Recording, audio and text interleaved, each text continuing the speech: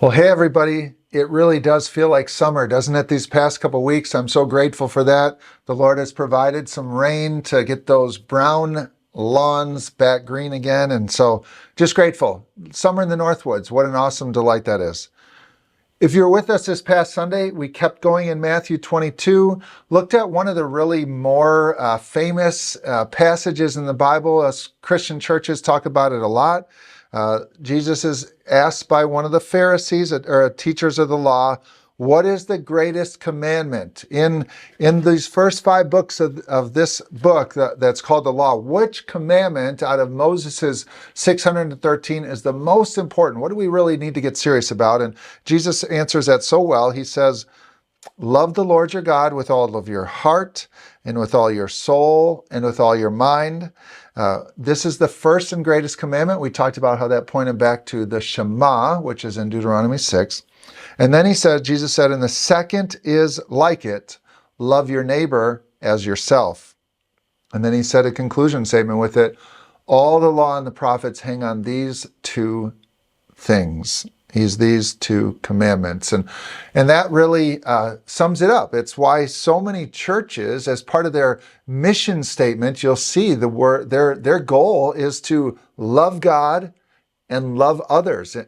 I've seen that on our paperwork over the years about who we are. We want to follow the Great Commission, which Jesus says at the end of Matthew 28, to go and make disciples of all nations, teaching them to obey all things I have commanded you. And Jesus promises to be with us. And then there's the Great Commandment, this commandment. What is the greatest commandment?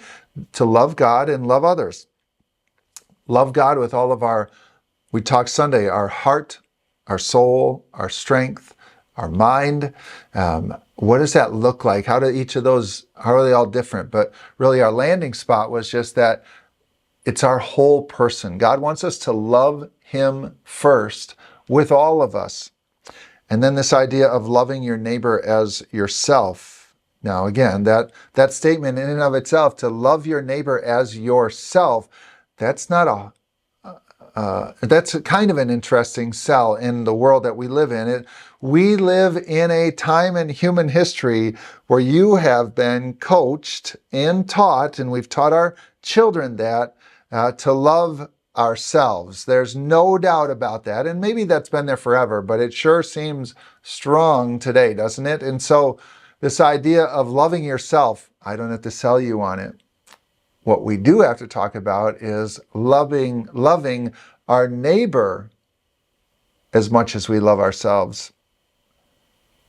We talked Sunday, it's easy for us, I think, to excuse our sin, but hold it against another person when they harm us or hurt us. It's easy for us to do that because we live from a 3-year-old to a 93-year-old, we often live in a mindset of, but they did blank to me first.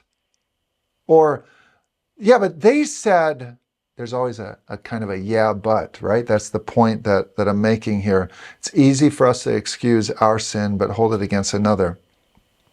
And so I want to just give you a lasting thought here. I'm going to go back to, I've told you Sunday, but that idea to love your neighbor as yourself, Jesus was actually quoting out of Leviticus 19.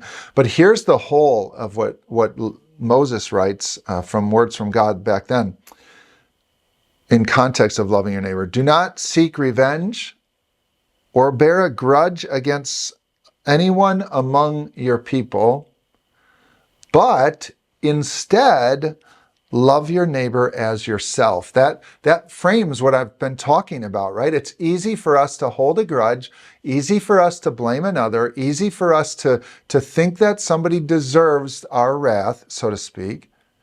Instead, though, we're not to do that. We're not to hold a grudge. We're supposed to love our neighbor as ourselves. We're supposed to treat them the way we would want to be treated. When and if somebody fails or hurts us, we, as God's people, should give grace. We should be quick to forgive. In essence, we should love one another. He wraps it up with a statement that he makes kind of a few times there in Leviticus 19, but it really frames why we can do this, how we can do this. simply says, I am the Lord. Take it from me, God says. Don't hold a grudge. Don't hold it against somebody. Instead, love them. Take it from me. Let's do that this week as we live out relationships with maybe a differing perspective, certainly living out relationships in the way that God would want us to. Love God, love others. Have a great week. We'll see you Sunday, hopefully.